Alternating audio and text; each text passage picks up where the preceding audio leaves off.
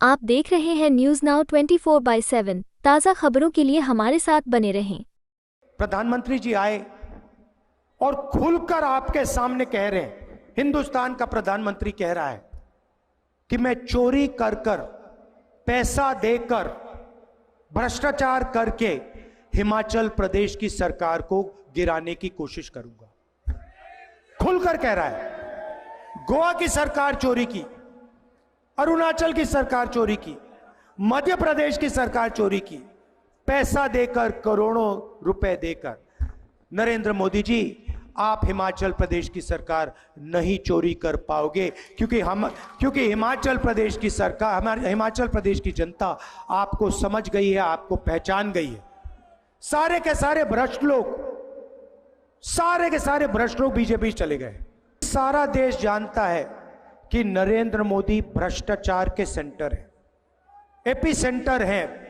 Company पर दबाव लगता है, सीबीआई ईडी की इंक्वायरी होती है, कंपनी बीजेपी को रिश्वत देती है, सीबीआई इंक्वायरी, ईडी इंक्वायरी बंद हो जाती है।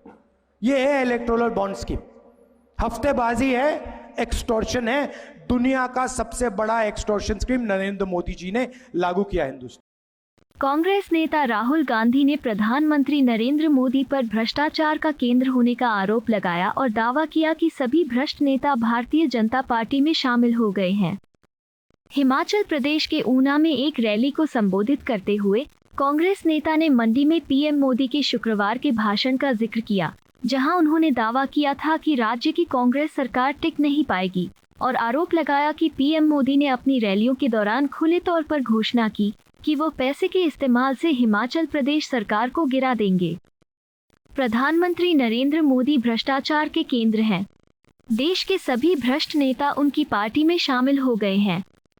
इलेक्टोरल बॉन्ड योजना में भारी भ्रष्टाचार हुआ है। केंद्र सरकार दान देने वालों के नाम क्यों नहीं उजागर कर रही? राहुल गांधी ने कहा, इस योजना के जरिए बड़ी बड़ी कंपनियों को ईडी और सीबीआई के जरिए डरा धमकाकर उनसे चंदा लिया गया है। उन्होंने आगे पीएम मोदी पर तंज कसते हुए कहा कि मोदी ने 22 अरबपति बनाए हैं, कांग्रेस करोड़ों करोड़पति बनाएगी। उन्होंने लोगों से संविधान बचाने की अपील की और कहा कि कांग्रेस पार्टी के कार्यकर्ता बब्बर शेर हैं और वे भाजपा को संविधान बदलने के उसके सपने को पूरा नहीं करने देंगे। राहुल गांधी ने आगे भारत के किसानों के लिए एमएसपी पर कानून बनाने का वादा किया और कहा कि पार्टी किसानों का कर्ज भी माफ करेगी। नरेंद्र मोदी जी ने 22 लोगों का 16 लाख करोड़ रुपया माफ किया है। 16 लाख करोड़ रुपया मतलब अगर आप 24 साल का मनरेगा का पैसा, 24 साल का मनरेगा का पैसा, 22 लोगों का कर्जा माफ किया है। हमने किसानों का कर्जा माफ किया था, यूपीए की सरकार थी। अगर आप उसको 24 बार करोगे, उतना पैसा नरेंद्र मोदी जी ने 22 लोगों को दिया है। अदानी जी को हिमाचल के सेब का पैसा, हिंदुस्तान के एयरपोर्ट्स, मुंबई का एयरपोर्ट था, किसी और के पास था, उस पर सीबीआई और ईडी की इंक्वायरी होती है।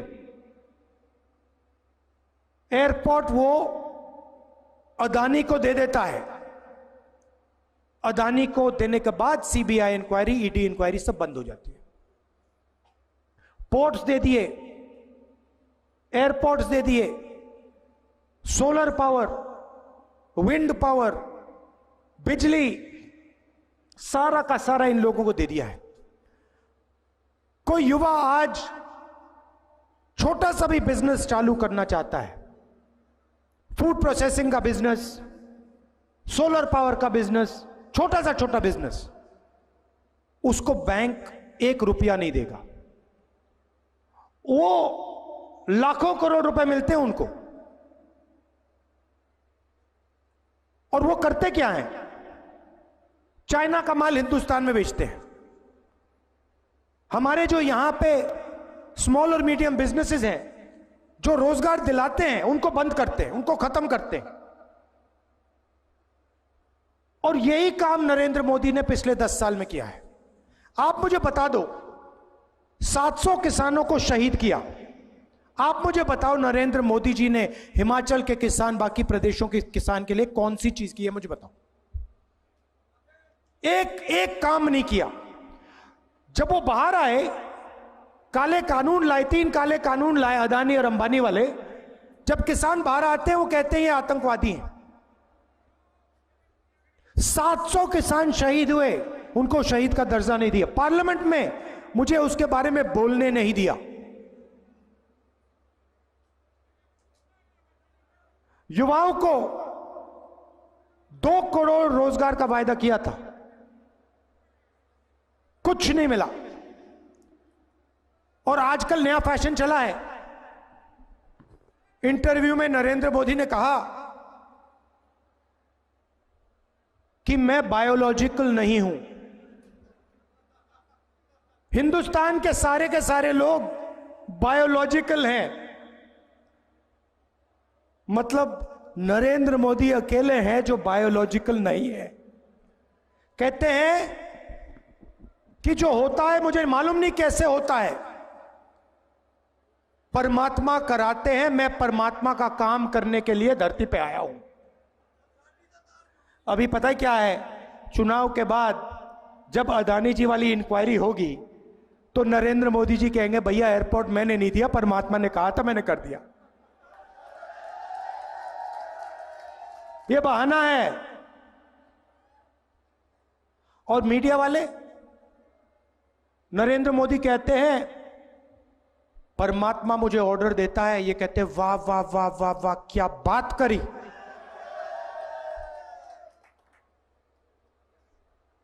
किसी दिन सुक्कू जी मेरे पास आए, बंद कमरे में उन्होंने मुझे कह दिया कि राहुल जी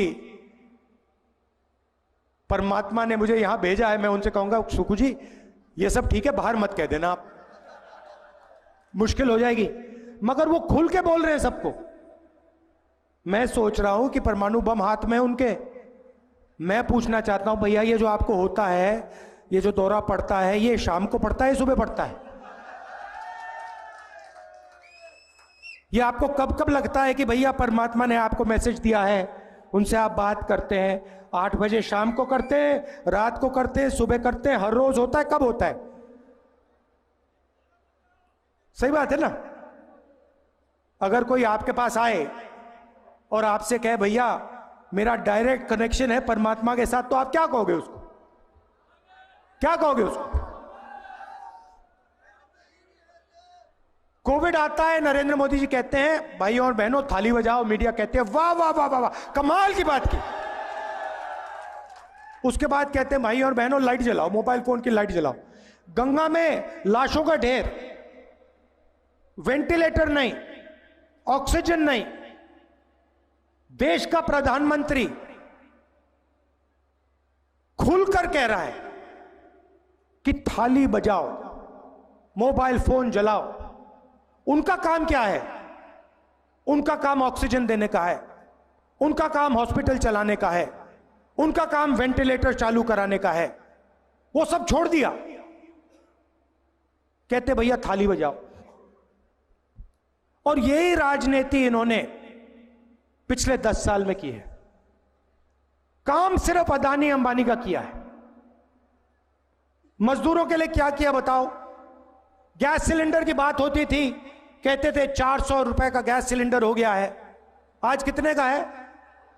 1200 का है। तो सारा का सारा काम इन्होंने उन्हीं के लिए किया है। और मीडिया में वो उनका चेहरा दिखाते हैं 24 घंटा। अदानी जी की मीडिया है, वो चलाते हैं नरेंद्र मोदी जी का चेहरा। कभी आपने देखा है हिमाचल के किसान को मीडिया पे? कभी देखा आपने किसान को या किसी बेरोजगार व्यक्ति को मीडिया पे देखा है? गरीबी की बात, महंगाई की बात कभी सुनी है आपने? अंबानी जी की शादी तो देखी होगी, 8 करोड़ वाली घड़ी देखी ना, डांस गाना देखा आपने वहां पे? मगर अगर आप हिंदुस्तान की जनता से पूछें, वो आपको कहेंगे भैया बेरोजगारी, महंगाई, भागीदारी, गरीबी, ये हैं मुद्दे। मीडिया कभी दिखाता नहीं है। अब उन्होंने 22 लोगों के लिए काम किया, 22 अरबपति बनाए। अगले 10 साल में हम करोड़ों लाखपति बनाने जा रहे हैं। मैं आपको बता रहा हूं, ये मीडिया वालों की आदत है। जब हम मनरेगा लाए थे, इन्होंने कहा देखो गरीबों की आदत बिगाड़ रहे हैं। जब हमने किसानों का कर्जा माफ किया, कहते हैं देखो किसानों की आदत बिगड़ रही है। भोजन का अधिकार लाया, देखो लोगों को आलसी बना रहे हैं। मगर अदानी का कर्जा माफ होता है, कहते हैं देखो विकास हो रहा है, कितना विकास हो रहा है। तो जितना नरेंद्र मोदी ने 22 लोगों का किया, उतना हम करोड़ों लोगों का करने जा रहे हैं।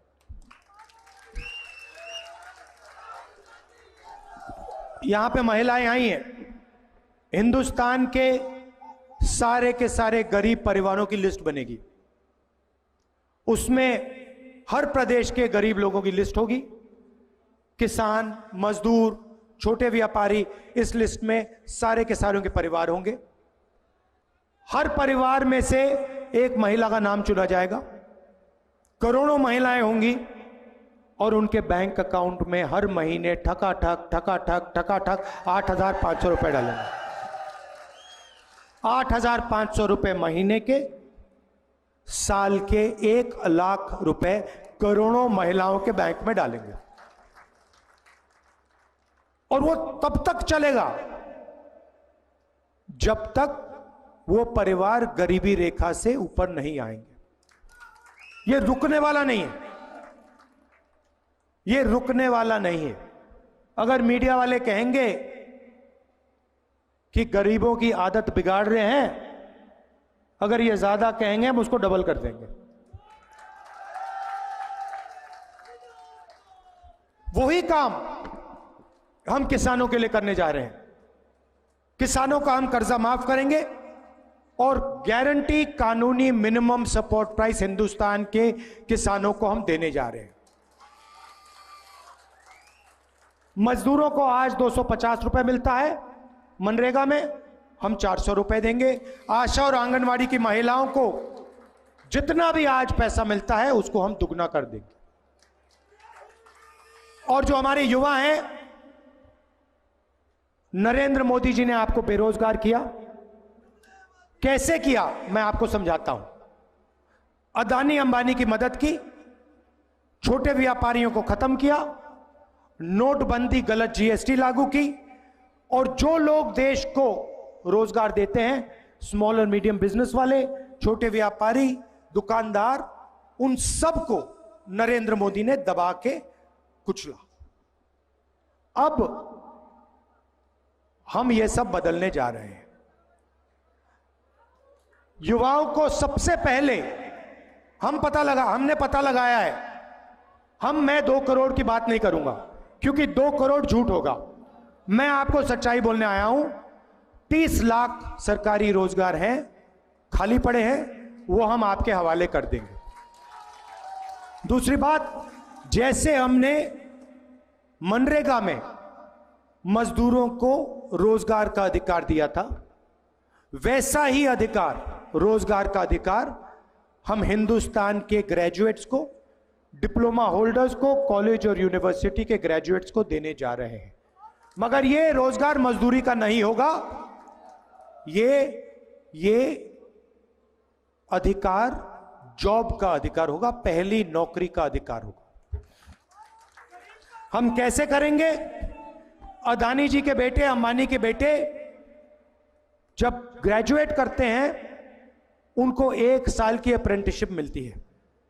पिता के कंपनी में काम करते हैं, 1 साल की सैलरी मिलती है, ट्रेनिंग मिलती है, और इस एक्सपीरियंस से जॉब मार्केट के दरवाजे उनके लिए खुलते हैं, आगे बढ़ पाते हैं। ये हिंदुस्तान के गरीब बेरोजगार युवाओं को मौका नहीं मिलता है। इसीलिए सरकार में, पब्लिक सेक्टर में, BHEL, HAL जैसी कंपनीज में, प्राइवेट सेक्टर में, सरकारी अस्पतालों में, सरकारी कॉलेजेस, यूनिवर्सिटीज में हम हिंदुस्तान के बेरोजगार युवाओं को 1 साल नौकरी का अधिकार देने जा रहे हैं। ये आपका हक है, ये आपका अधिकार होगा, और अगर आपने सरकार से ये मांगा, सरकार को ये आपको देना पड़ेगा। जॉब 1 साल की होगी। एक प्रकार से जॉब मार्केट में एंट्री करने का तरीका है ये। 1 साल की नौकरी होगी, बैंक अकाउंट में महीने का खटाखट 8,500 रुपए जाएगा। साल का 1 लाख रुपए आपके बैंक अकाउंट में आएगा। ठीक है, तो हमारी सोच है कि जैसे नरेंद्र मोदी जी ने 22 लोगों को पैसा दिया, ये लोग इस पैसे को इंग्लैंड में जाके, अमेरिका में जाके, जापान में जाके खर्च किए हैं। आपका पैसा इन्होंने बाहर जाके खर्च किया। अब हम करोड़ों लोगों के बैंक अकाउंट में लाखों करोड़ रुपए डालने जा रहे हैं। क्या होगा? आप लोग अमेरिका में इसको खर्च नहीं करोगे, आप लोग हिमाचल प्रदेश में, उत्तर प्रदेश में, बंगाल में, गांव में, छोटे छोटे शहरों में इस पैसे को खर्च करोगे। जैसे ही क्या करोगे? आप शर्ट खरीदोगे, पैंट खरीदोगे, मोबाइल फोन खरीदोगे, मोटरसाइकिल खरीदोगे। डिमांड बनेगा, हिंदुस्तान की फैक्ट्रियां ये चीजें बनाना शुरू करेंगी।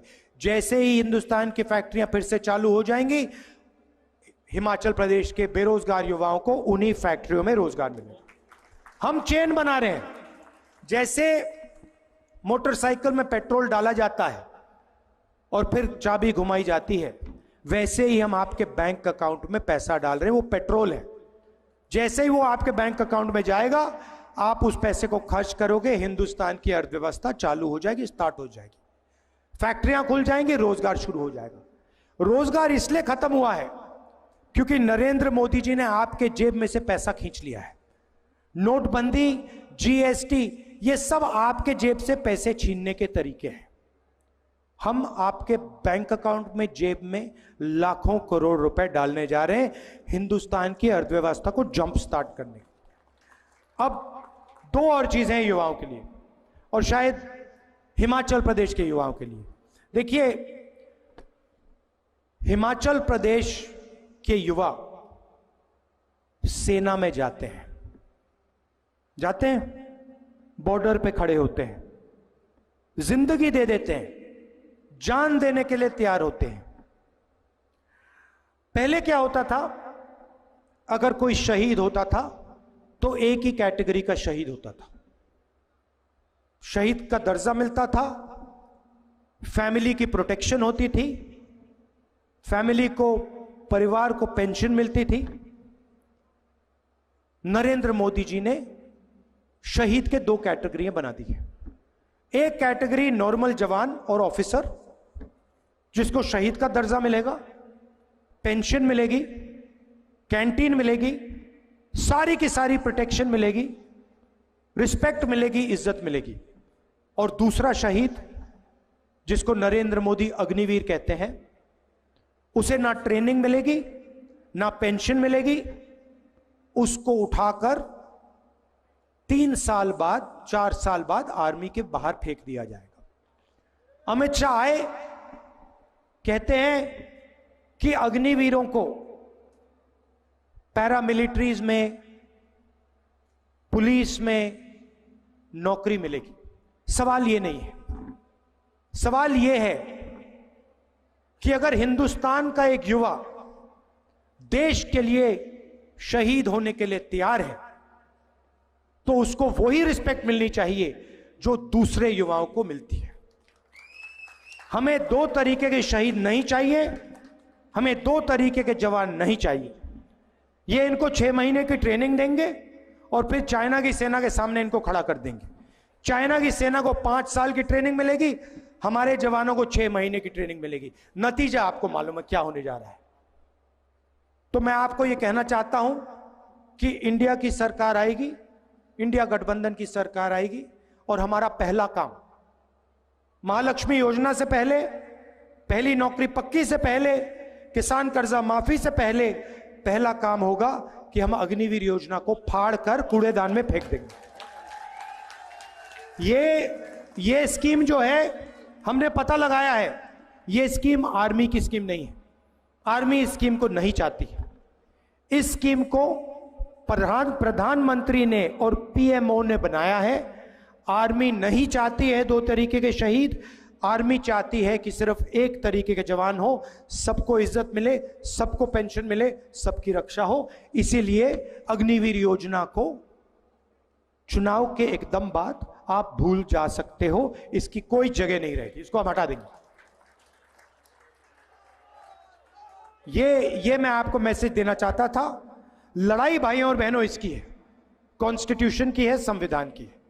ये अंबेडकर जी, महात्मा गांधी जी, जवाहरलाल नेहरू जी और हिंदुस्तान की पूरी जनता की आवाज है। बीजेपी के लोग, ये हमारे कार्यकर्ता जानते हैं कि जो भी हिंदुस्तान के लोगों को आज तक मिला है, आपको स्टेट मिला, हिमाचल प्रदेश मिला। मैं आपको आज कह रहा हूं कि अगर यह कॉन्स्टिट्यूशन नहीं होता, अगर यह संविधान नहीं होता, आपको हिमाचल प्रदेश कभी नहीं मिल सकता था। अगर आपको प्रदेश मिला है तो इस किताब ने आपको प्रदेश दिया है। और यह सिर्फ कोई मामूली किताब नहीं है, इसमें हिंदुस्तान की हजारों साल पुरानी सोच है, हमारे महापुरुषों की सोच है। बीजेपी के नेता खुलकर कह रहे हैं कि अगर हम चुनाव जीते, हम इसको खत्म कर देंगे, रद्द कर देंगे, फाड़ के फेंक देंगे। कभी नहीं होगा ये। बीजेपी वालों, आप सपना मत देखो, टाइम अपना जाया मत करो। कांग्रेस पार्टी के कार्यकर्ता बब्बर शेर यहां खड़े हैं, वो ये कभी नहीं होने देंगे। कोई भी शक्ति नहीं है जो हिंदुस्तान से इस संविधान को छीन पाए, क्योंकि हमारे यहां पर टाइगर घूम रहे हैं। और ये जो टाइगर हैं, ये बब्बर शेर जो घूम रहे हैं पूरे हिमाचल प्रदेश में, ये 4 की 4 लोकसभा की सीट यहां जिताने जा रहे हैं। मैं आपको दिल से धन्यवाद करता हूं, सुक्खू जी का धन्यवाद करता हूं। और यहां पे देखिए, प्रधानमंत्री जी आए और खुलकर आपके सामने कह रहे हैं, हिंदुस्तान का प्रधानमंत्री कह रहा है कि मैं चोरी कर कर, पैसा देकर, भ्रष्टाचार करके हिमाचल प्रदेश की सरकार को गिराने की कोशिश करूंगा। खुलकर कह रहा है। गोवा की सरकार चोरी की, अरुणाचल की सरकार चोरी की, मध्य प्रदेश की सरकार चोरी की, पैसा देकर, करोड़ों रुपए देकर। नरेंद्र मोदी जी, आप हिमाचल प्रदेश की सरकार नहीं चोरी कर पाओगे, क्योंकि हिमाचल प्रदेश की सरकार, हमारे हिमाचल प्रदेश की जनता आपको समझ गई है, आपको पहचान गई है। सारे के सारे भ्रष्ट लोग बीजेपी चले गए। हालात यह है भाइयों और बहनों, जो हमारे यहां से निकल के गए हैं ना, पंजाब में, महाराष्ट्र में, किसानों से वो भाग कर दौड़ रहे हैं, भाग के दौड़ रहे हैं, सामने नहीं आ पा रहे हैं, क्योंकि सारा देश जानता है कि नरेंद्र मोदी भ्रष्टाचार के सेंटर है, एपी सेंटर है। Narendra Modi ji electoral bond scheme लाए, कहते हैं राजनीति को साफ करने के लिए इलेक्टोरल बॉन्ड स्कीम लाए। अच्छा, अगर आप इलेक्टोरल बॉन्ड स्कीम लाए, तो जब सुप्रीम कोर्ट कहता है कि सरकार को डोनर्स के नाम बता देने चाहिए, आप डोनर्स के नाम बता क्यों नहीं रहे हो? आपने छुपाया क्यों है? भाइयों और बहनों, इलेक्टोरल बॉन्ड स्कीम मैं आपको समझा देता हूं। कंपनी पर दबाव लगता है, सीबीआई ईडी की इंक्वायरी होती है, कंपनी बीजेपी को रिश्वत देती है, सीबीआई इंक्वायरी, ईडी इंक्वायरी बंद हो जाती है। यह है इलेक्टोरल बॉन्ड स्कीम। हफ्तेबाजी है, एक्सटॉर्शन है। दुनिया का सबसे बड़ा एक्सटॉर्शन स्कीम नरेंद्र मोदी जी ने लागू किया हिंदुस्तान पर। यह सच्चाई है, और यह सच्चाई पूरा देश अब बहुत अच्छी तरह समझ गया है कि नरेंद्र मोदी जी अदानी जी के लिए, अंबानी जी के लिए काम करते हैं, किसान, मजदूर, बेरोजगार युवाओं के लिए काम नहीं करते हैं। और नरेंद्र मोदी इसको खत्म करना चाहते हैं, कॉन्स्टिट्यूशन को रद्द करना चाहते हैं। पूरा देश समझ गया है। इसीलिए हिमाचल प्रदेश में 4 की 4 सीट कांग्रेस पार्टी को आने जा रही है। विधानसभा में भी हमारी 6 की 6 सीट यहां आएंगी।